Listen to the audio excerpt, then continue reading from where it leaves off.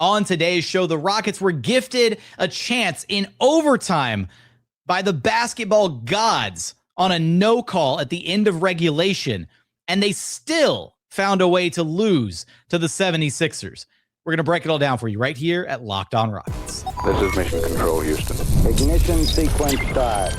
6, 5, 4, 3, 2, 1.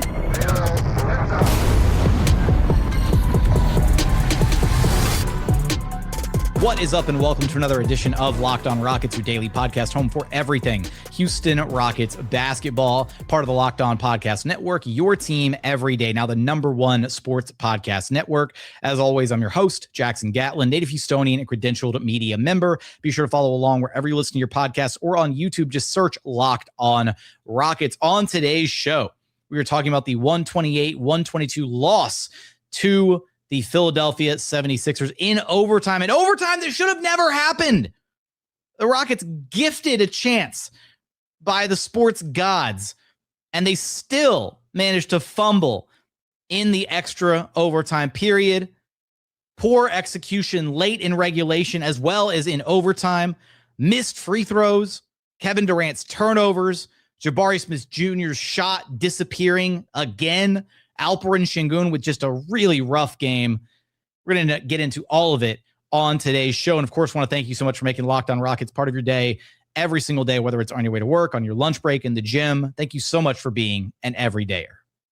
And joining us now to talk about the Rockets falling in an overtime that they shouldn't have even been in to begin with, 128-122 to the 76ers, is, of course, your weekly co-host, host of the B-Block podcast and Sports Radio 610's Brandon Scott. And B, Scott, I wish we were talking about a better game, because what a letdown this one was after the high of the win against the Spurs. To have this game against the 76ers play out the way that it did, such a mess of an end of this game, right? With the Rockets looking like they were kind of wrestling control of this game late in the fourth quarter, and then no answer for Tyrese Maxey down the stretch. The goaltend that wasn't called on Kevin Durant, the Rockets being gift-wrapped an opportunity to still win this game in overtime, an overtime that they didn't deserve, an overtime that they should not have been in to begin with, and they still were unable to capitalize. Mistakes, poor execution, the free throw shooting we're going to talk about. This was a rough game, man. Yeah, a rough game, and really I look at it as a missed opportunity for the exact reason that you just mentioned. They weren't even supposed to be in a position for there to be an overtime to be able to go in there and win that game, and they still couldn't take it, you know. And I'll give some credit to some of the players on Philadelphia, like Kelly Oubre had an incredible night. Once Dominic Barlow was good too. Dominic Barlow was really good for them. Once Tyrese Maxey actually got it going, he really got it going, and I thought that, you know, it was actually a pleasant surprise to see him quiet early on in the game. But yeah, this is one of those. The way I reflect on this game, Jackson, is that it actually started off pretty good. You know, they were getting points in transition. They were knocking down their threes. And then they go cold in the second quarter, and the third quarter is not really that much better. And they start to kind of pull away there late in I would say they start to rally there late in the third quarter and early in the fourth to really make this a competitive game. And as you mentioned, it looked like they had an opportunity to win it there at the end. They don't, but then they still get, like you said, gift wrapped at an opportunity to go and win it in overtime, and they just didn't have it. I was listening to Ime Udoka after the game, just kind of shut down the notion that there was any kind of fatigue as a factor, you know, in this game. This was just an all-out, I would say, let down, disappointing performance, especially like in the very middle parts of the game and the very like end of the game. They started it off well. They have a stretch there where they kind of get it back, and then they just kind of let go of the rope. They had I went back and I counted. They had 3 different turnovers in the final 3 minutes of this game. They also gave up 9 straight points to Tyrese Maxey to close this game out. It should have been 11 points to Tyrese Maxey if it weren't for the uncalled goaltend at the end that would have won this game for the Sixers in regulation.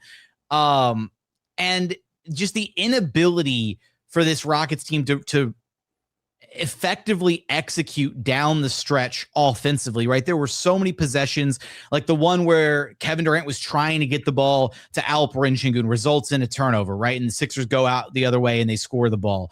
And this was, the Rockets were playing ahead. They were playing ahead to close out this game. They had comfortable leads closing this game out. They were leading 110 to 103 with 3.5 minutes to go. They were leading 113-108 with 2.5 minutes to go. Like, they had leads. They were hitting some shots. They got big threes from Tari, Eason down the stretch of this game. And then when they were right up against the wall, and credit to the Sixers, right? They hit big shots too. Paul George had some big shots. Tyrese Maxey had his, scoring burst to close out regulation. But they just could not get anything to go, particularly from their stars down the stretch. As good as Kevin Durant was in this game, as insane as his shot making ability was in this game, the 8 turnovers was just backbreaking. Like, so many of the turnovers came at such unfortunate times throughout this game where they just couldn't get into their offensive sets and generate a quality look. So, like sometimes you can live with a game where you're just like, all right, we ran, the offense was good. We ran our sets. We got open looks and the shots just didn't fall, right? Like, sometimes you just live with that. Sometimes the shots don't fall and you walk away and you're like, all right, fine. We felt good about the process of how we approach this game, and we'll do the same next game. And ideally the shots will fall then, right? The process just didn't even feel good in this one. Even some of the possessions where the Rockets managed to score, they were so haphazardly put together, broken play after broken play. And again, hat tip to the Sixers for their defense, for their intensity, for their aggression. Guys like VJ Edgecombe and Kelly Oubre, and mentioned him earlier, but Dominic Barlow, guys making, getting into the Rockets players, making them uncomfortable, making them indecisive with the ball, forcing those turnovers again, particularly from Kevin Durant, almost to the point where, I would have liked to see the Rockets go to almost anybody else other than KD at the end of this game, just to try and alleviate some of the defensive pressure. Use him as a decoy, right? Like, hey, your Sixers are going after him. They've been aggressively trapping him, blitzing him, doing all this stuff, trying to stop him all night. It's leading to all these turnovers. He's still scoring at an insane clip, but in those big time moments, like, that's why you have to be able to rely on, get the ball at Alperen Sengun and let him try to go to work, as rough as his game was. I don't know. I don't even know what the answer necessarily is, other than just like, they just couldn't execute at the end. Well, to me, it was just a perfect example of, like, this game, Jackson, is a perfect example of missing not just Fred VanVleet, the individual, but somebody like that can help them get organized and think through a possession, right? It seems like far too often they're just flying by the seam of their pants. And what that results in is an over-reliance on Kevin Durant as both shot maker and playmaker, right? And so they don't have that clear guy. And if you just want to look at this, man, think of how they were outplayed in this way. They lost the battle in assists and turnovers. So they had fewer assists than the Sixers and more turnovers than the Sixers. And then on top of that, I mentioned Fred VanVleet. It's also a game where they missed Steven Adams because they lost the rebounding battle as well. So you lose the rebounding battle, you lose the assist turnover battle, and you have long stretches there where you just kind of, I don't want to say sleepwalking offensively, but you just don't have it. You can't even really figure out what it is you're trying to get to. This was one of those games that to me was emblematic of them not having that clear brain, as Alperen Sengun has called Fred VanVleet, not having that clear brain out there to help them get organized in and out of sets. Like, not just in and out of sets, but any set. Like, any set would do. But it's just Kevin Durant bail us out. Alperen Sengun at times bail us out, and there just needs to be a lot more cohesion than that. And I would even go so far as to say, what were they even doing on the final, on their actual final offensive possession of the game? You got a Kevin Durant pull up, which, I guess you're okay with that, but the Rockets were sitting on timeouts. Like where is Ime Udoka to call a timeout and calm the guys down? Because here's the thing, without that calming presence of a Fred VanVleet or a player like that on the floor, everything just feels so rushed all the time. Even that final set, even if you feel good about the ball's in KD's hands, you run a couple fake flare screens, and then finally you get the one real screen from Amen Thompson, comes up, Kevin Durant gets 1-2 dribbles, gets to his spot just inside the 3-point line, pulls up, gets a decent look at the shot, but everything just felt so sped up in that moment. And I feel like had the Rockets been able to, had Ime Udoka called a timeout, let the guys catch their breath, set up their offense in the half court, and get into an actual set instead of just running at 90 miles a minute without this ability to just calm yourself down, maybe we're talking about a different result at the end of this game. Yeah, and especially on the first end of a back-to-back, I think that part is important as well. Is like you want to, at the very least, split a back-to-back. And if you're already in a game where you're going into overtime, I feel like you want to give your best effort to go ahead and win that front-end game. So if you got to make business decisions on the back end, on the second leg of the back-to-back, then you do that. Now they've lost this game, a very winnable game. And on top of that, they left a lot of meat on the bone, as you mentioned. They went cold from three for a while, like I said before, and then like you're talking about there, with no clear cohesion at the end, what they were doing offensively, and then the coach, of course, not calling any time out on that final possession. There were so many different opportunities for them to take this game by the reins, and they just did not do it. Coming up, we're going to talk about the offensive and defensive game plan, the inability to slow down either of Tyrese Maxey or Joel Embiid in this game, as well as where the offensive struggles felt like they were coming from in this one. We're going to get there in just one moment.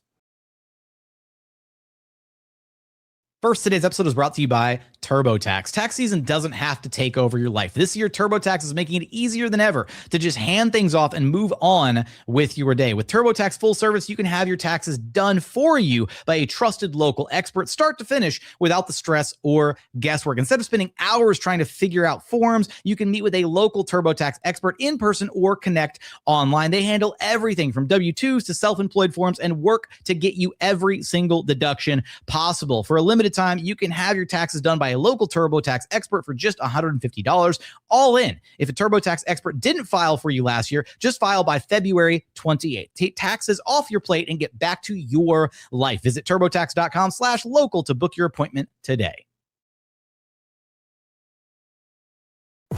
And continuing on here at Locked On Rockets, your daily podcast, home for everything Houston Rockets basketball. We want your thoughts on this Rockets overtime loss to the Sixers. Give us your thoughts on why the Rockets lost this game, what went wrong in this game for Houston. But, it's funny, B. Scott, talking earlier about, okay, well, an overtime period that shouldn't have even happened because of the Tyrese Maxey goaltend.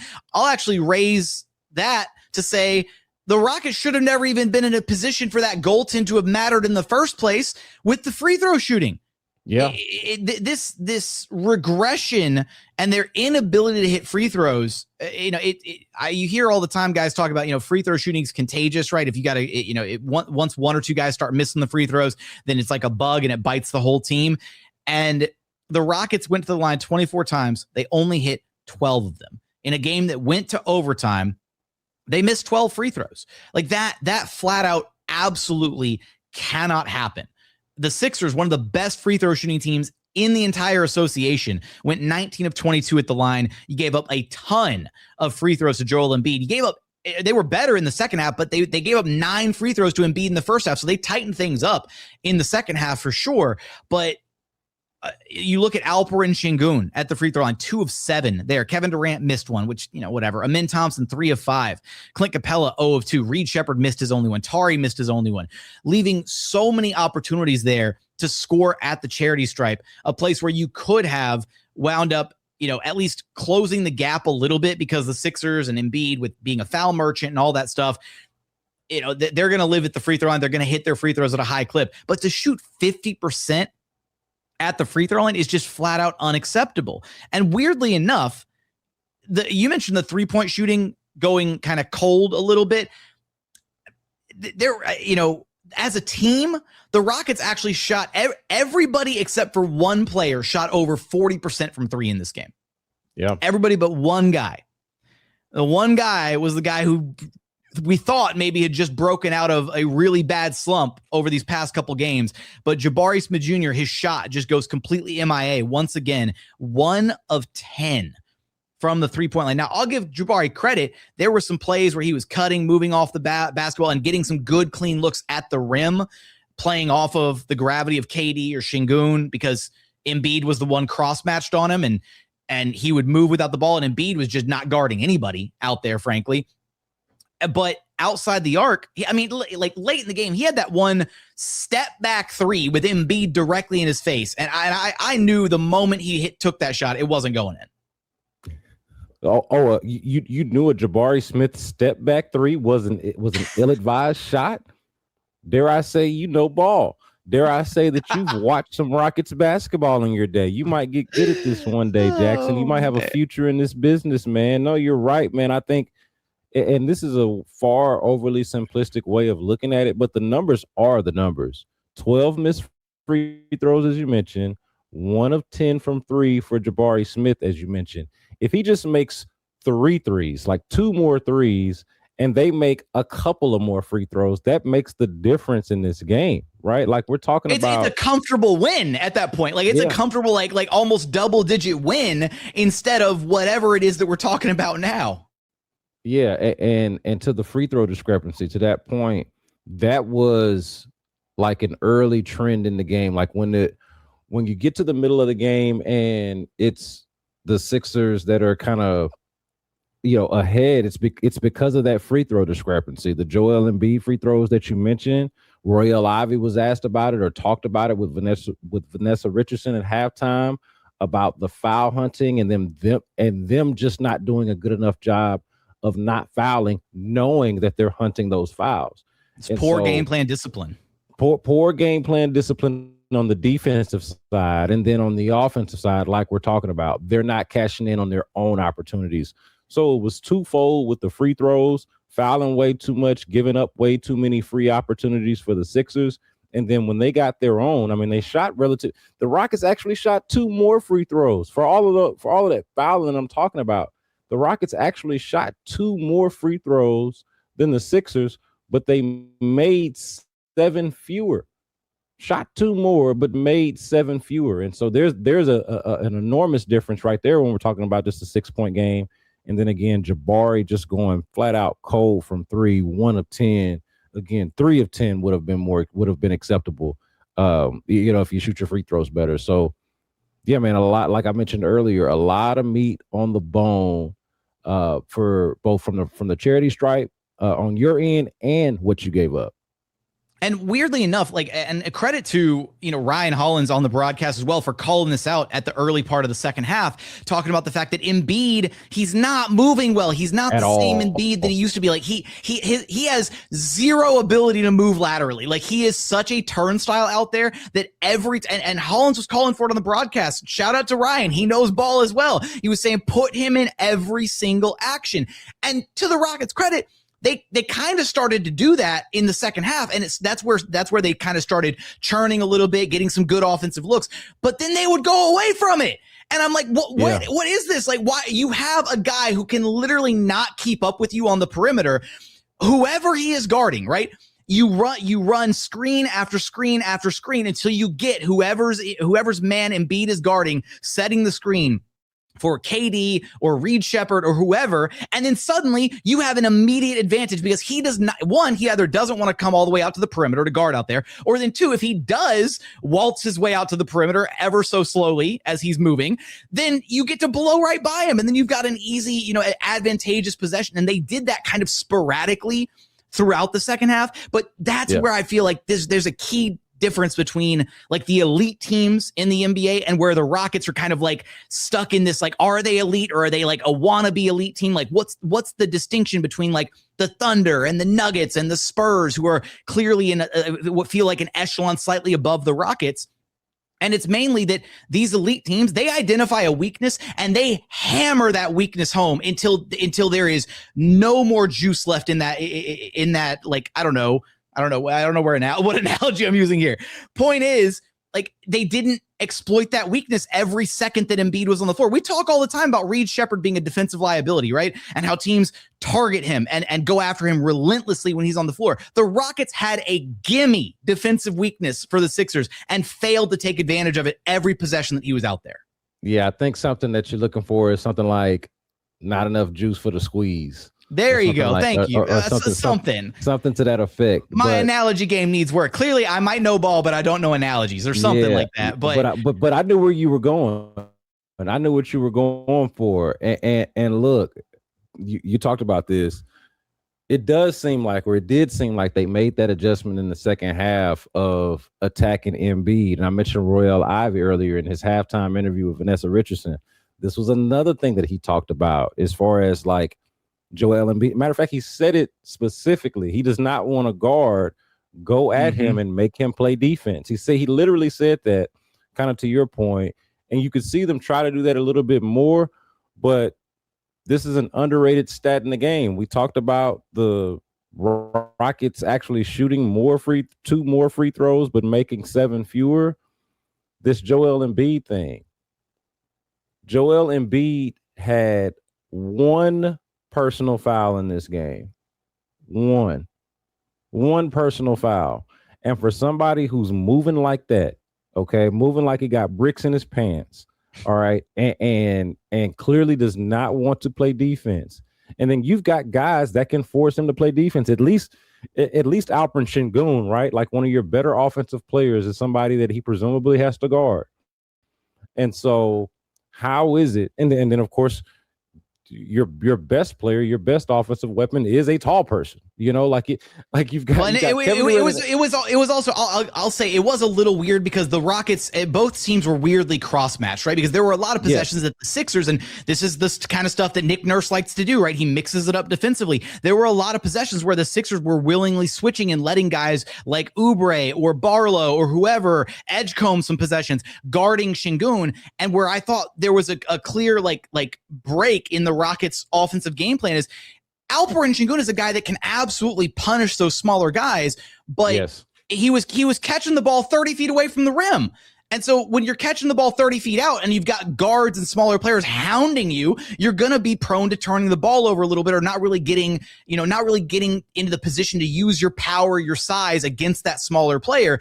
So where the Rockets were trying to exploit Embiid, right, was he was cross-matched on Jabari a lot. And they were living with that. Like, that was literally the game plan, as the Sixers were letting Embiid be cross-matched on Jabari. And there were those few possessions where Jabari was able to cut, get to the rim, do some things like that. But every possession that resulted in Jabari getting a 3 on the perimeter because Embiid didn't want to step up, he just couldn't convert.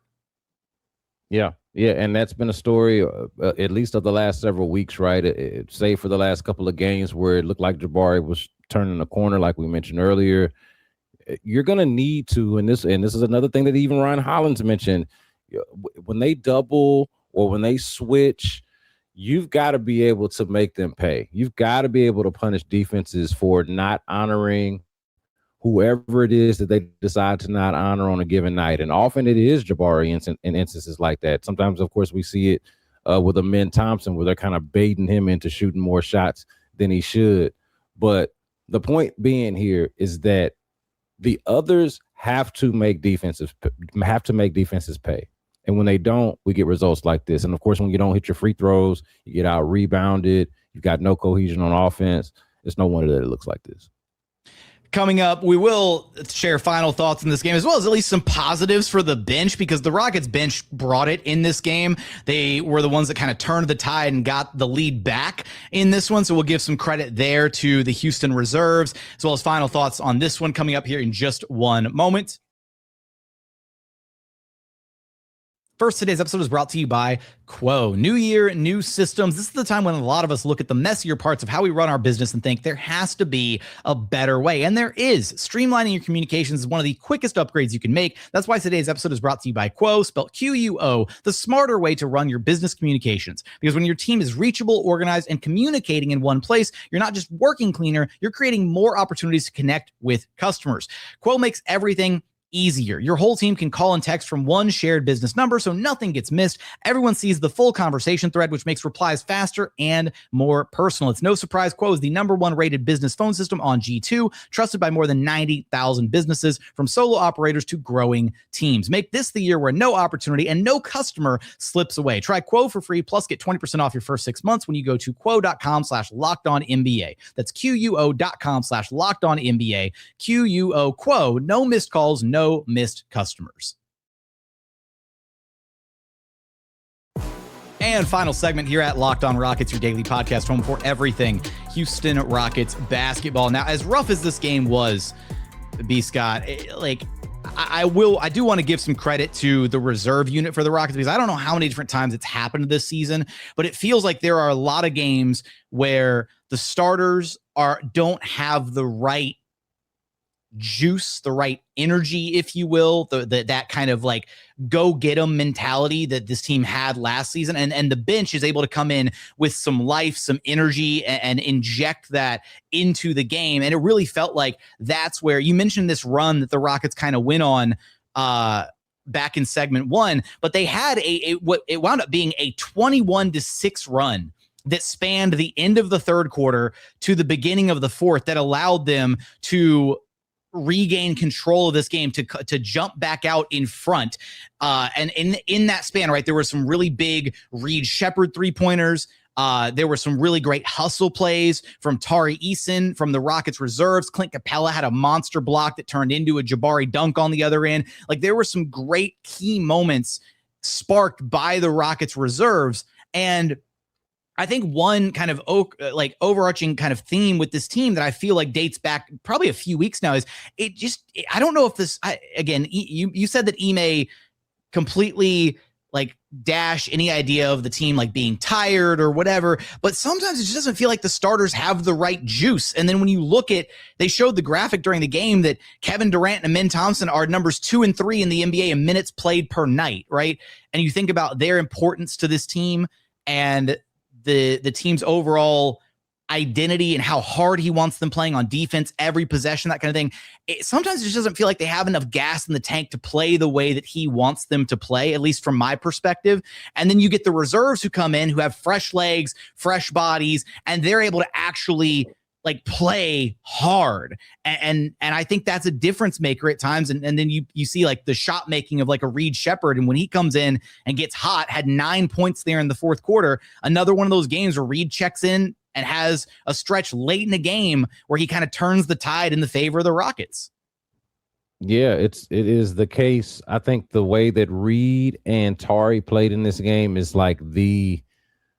exhibit A, if you will, for the case of them coming off the bench, because you can rely on them to give you that kind of energy. Now, it's not to say that Reed's going to shoot the ball well every night. We know that sometimes it can be a little bit inconsistent, but they bring you just instant juice, kind of to this point. They bring you that. Now, Jabari Smith, with his struggles shooting the ball this year, I know last year he was really good off the bench. But when I think about players that are perfectly suited on this team to come off the bench and give them that extra firepower off the bench, it is Tari, Eason, and Reed Sheppard, and you got that. I also want to acknowledge, I thought it was pretty interesting that they used Dorian Finney-Smith on Joel Embiid a time or two, which is just kind of cross matches. And he scored on them, but it speaks to sort of their defensive versatility and how they envision Dorian Finney-Smith, especially once he kind of really, really gets his legs under him. So there were some good things. You mentioned Clint Capela in the block as well. And so often, I feel like too often, it's two things. You mentioned the starters not always having the energy, but I also feel like sometimes they're way too reliant on the starters and they don't get enough from that bench. So it was, speaking to the positive point, it was at least good to see that you weren't just Kevin Durant, Alperen Sengun, Amen Thompson, or bust.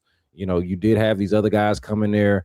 Tari Eason picks up a couple of more minutes, and you want to see him, or it gives you some good minutes, and you want to see him kind of continue to be able to give you that. Like my point being here with Tari and Reed, both of those are guys who, and I know Rockets fans watching this can relate to this, guys who you can make arguments for in the starting lineup, right? I was in favor of it when before Tari got hurt this most recent time, and they were doing it for a little bit, and it was like, oh, Tari Eason in the starting lineup, I think you could talk me into it. There's an obvious case for Reed Sheppard because he's unlike any other player, or there's no other player like him on the team the way it's currently constructed. But for me, both of those guys provide so much value to you off the bench, and you saw that on full display tonight. And, there's two more things that I want to spend a little bit of time making sure that we get a chance to talk about here. And it's two specific guys individual. And I want to stay positive for a moment before I'm going to harp on some very negative stuff here. First is Amen Thompson. I thought he had a stellar game. Absolutely stellar game for Amen Thompson. 17 points, 7 of 11 shooting, 9 assists, only 1 turnover in a game that felt riddled by turnovers, particularly from KD. As good as he was offensively, with the 8 turnovers were just backbreaking at times. Amen Thompson did a fantastic job taking care of the basketball, and to a lesser degree, right, Reed Sheppard off the bench, 4 assists, 2 turnovers. He had some playmaking chops as well off the bench. Some great passing from those two, and I really feel like there was that one play that was Amen Thompson driving in transition, I believe, and then gets all the way downhill in transition, collapses the Sixers defense, and then whips it out to Reed Sheppard, who was sprinting up the court, and he relocated to the corner, gave Amen Thompson, a target to hit, and hits that big 3 as part of one of those stretches in the fourth quarter where it felt like the Rockets were kind of pulling away a little bit. Those two guys play so well off of one another, especially in transition, because Reed gives Amen a target, right? Same thing he does for Alperen Sengun or for Kevin Durant, because Reed Sheppard by far is the best player at playing at relocating away from the ball around the 3-point line. Amen Thompson's the best off-ball player, like roaming the dunker spot and baseline and cutting and all that. But Reed Sheppard finds those shooting pockets on the perimeter and gets himself open on the perimeter, which is why he gets some of those really wide open looks that he then winds up draining. And it's so exciting every time. And you wonder why aren't other guys doing this? Because other guys don't move around the perimeter. Reed runs around the perimeter and he finds those open spots. Loved what we saw from Amen Thompson. Loved his overall impact in this game. Great night for him. Conversely, this was just an awful Alperen Sengun game. Like, it was just a bad night for him. And some of this is game plan. We talked about the offensive defensive kind of game plan there a little bit. Talked about the Rockets not finding ways to punish the fact that the Sixers were willing to guard Sengun with smaller players for a majority of the night. Similar to what you look at how juxtaposed it is watching Embiid put up 32, 15, and 10 when the Rockets were throwing all these small bodies at him because they had no answer for it's not even that he was like abusing his size down low that often, because he did a lot of his damage on the perimeter. Like, he wasn't really, it's not like he was banging down low and dunking over dudes. Like, he had some possessions where he was in the paint and there wasn't really an answer, but a lot of his damage was done at the free throw line and the poor discipline. And he had those, kind of mid-range jumpers and all that stuff. But even going back to that possession where Kevin Durant was trying to get the entry pass to Sengun late in the game, they had, I think it was a 2-point lead at that point, late in the fourth, and it wound up being a turnover. Some of that's on KD for a bad entry pass as one of his 8 turnovers, but some of it's also on Sengun for not getting a good seal on a smaller guy. You outweigh Paul George by like a solid probably 50 pounds. Put your butt into him, seal him, and get your hand outstretched and be a good recipient for the pass.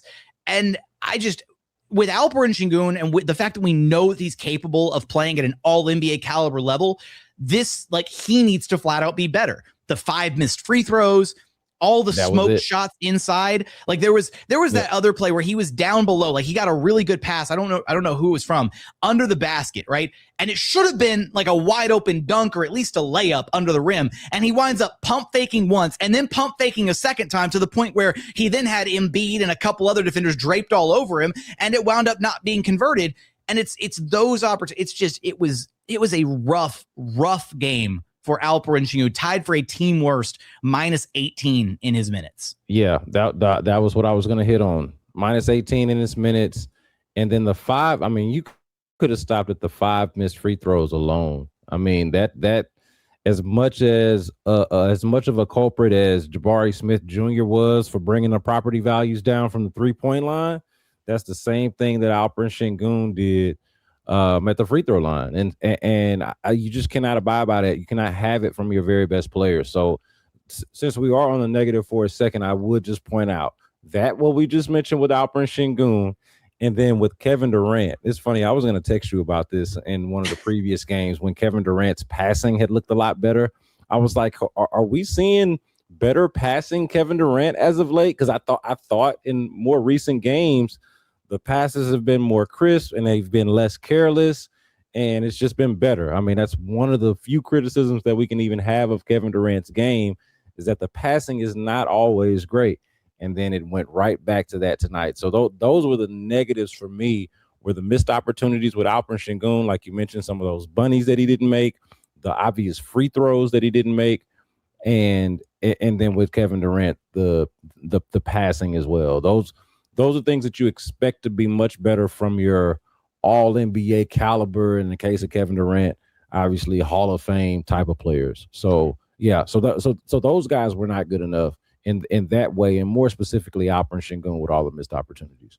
You know, and I'm torn on it, because I feel like there was a point earlier this season where we talked about the Rockets and their inability to like get KD the ball in some of these late game situations, right? And the fact that you can't live with your star player not touching the ball on some of these possessions. But now it's almost like they've overcorrected, going too far to the other way, where they're so hell-bent and determined on getting Kevin Durant the ball at times that it's like, no, it's not just Kevin against the world. Like, you guys are a 5-man unit on the floor for a reason. Like, Amen Thompson needs to feel that he can make a move and attack and get downhill and collapse the defense and then get a kick out and a swing, and then maybe the ball ends up back in Kevin's hands. Like, there are actions that can happen. There's ways to attack a defense to where Kevin, the offense for the Rockets doesn't have to live and die by Kevin Durant every possession. And this is where I do circle back. And this is a little bit on coaching. It's like, I understand there's a personnel issue. There's not a truly fully fleshed out floor general point guard that Ime Udoka can truly rely on in these crunch time moments. So the kind of, Band-Aid fix is, okay, put the ball in KD's hands and let him try to, run the show down the stretch. But it also makes the Rockets really one-dimensional and really easy to key in on. And Kevin Durant is not very secure with the ball, and he doesn't have these, he's turnover prone at this point, especially when the pressure is ratcheted up. So I don't know what the answer necessarily is. There were stretches earlier this season where it looked like Alperen Sengun would be the Rockets' offensive hub, and he could be that guy in crunch time to either deliver you a big bucket or to at least confidently and securely kind of try to run the offense through a little bit, for better or for worse. And now it's just like they live and die through Kevin Durant. We get moments like this with the crunch time turnovers, and as good as the offense was, it just felt like they couldn't get in and out of their offense effectively enough at the end of this game. Yeah, and he should be, just to be clear, at least from where I stand, he should be shooting the ball a lot. The issue and the part of it that seems like such a chore is the fact that they can't just get it to him in the spots where he really wants the ball. Instead, it is a lot of him initiating and having to create the shot. You should be a play finisher, not a play initiator. Yeah, there you go. And that goes back to your point that you just made about coaching, that they have to, point guard issue aside, which we all acknowledge is a real thing, that aside, it is still incumbent upon them to find a way to get him the ball in the spots where he not only is most comfortable, but effective. I mean, he's Kevin Durant, so he clearly is cool with just having the ball and figuring it out. He's one of the greatest of all time. But to maximize that, to truly maximize that, you should be trying to get him the ball in spaces that minimize some of the weaknesses or potential weaknesses in his game and maximize the strength. So So now I will say on the positive side, since we were doing that too before we go, was that my favorite play of the game. There were a couple in a game that they lost, but one of my favorite plays of the game was the breakaway Amen Thompson dunk where he outruns. He's like three different Sixers. Yeah, it looked like he was behind a couple of guys with the ball. Okay, and for anybody that is not clear for, you're not really supposed to move faster with the ball than guys who don't have the ball. The ball is supposed to slow you down. Not this freaking guy. Not this freaking guy at all. And that was just, and Amen Thompson does this either once a game or every other game where he does a physical feature where you're like, huh, did he really do that? Yeah. And this was one of those for me, even though they lost the game and had a bunch of opportunities to take it by the reins. I did enjoy that. It was a hell of a play by Amen Thompson. And look, no rest for the wicked. They got to bounce back against the Detroit Pistons Friday night, less than 24 hours away. Also, I will say this would have been a game where it would have been so nice to have Steven Adams. I already miss Big Steve-O. Yeah. I said that. Dude, you're already missing Fred, and that part is pronounced and understood. But then in this game, the Steve-O part, that stood out as well. Yeah, and it's back-to-back games where they were killed on the boards. By the way, I know they beat San Antonio, but they got killed on the boards against San Antonio. Lost the rebounding battle in this one.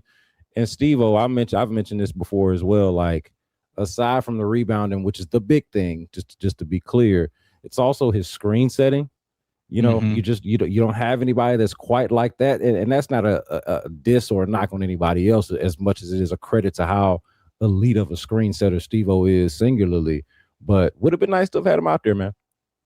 Would have been nice. And look, if you're missing Steve-O and you want to see his smiling face, you can show up early to Toyota Center on Monday night against the Grizzlies and get yourself a Steve-O Reed Sheppard joint bobblehead in commemoration, because we might not see him play again this season with the severity of that grade 3 ankle sprain, unfortunately. But with that, we want your thoughts on this Rockets loss in OT, an OT that shouldn't have happened for a couple different reasons, the goaltend and the free throws against the 76ers. Give us your thoughts in the YouTube comments. B. Scott, you know the drill. Let everybody know where to track you down at. B Block Podcast on YouTube, also wherever it is that you get your podcasts, and doing Sports Radio 610 twice a week, Wednesdays at 4:40 and Fridays from 11 to noon. Check me out. That's going to do it for another edition of Locked On Rockets. As always, thanks so much for checking out the show. Remember, the best way to help us grow the show is to listen every single day on a podcast platform of your choosing, and then like, comment, subscribe on YouTube. But thank you so much for watching. Thank you so much for listening. And we look forward to having you back right here at Locked On Rockets, your daily podcast home for everything Houston Rockets basketball.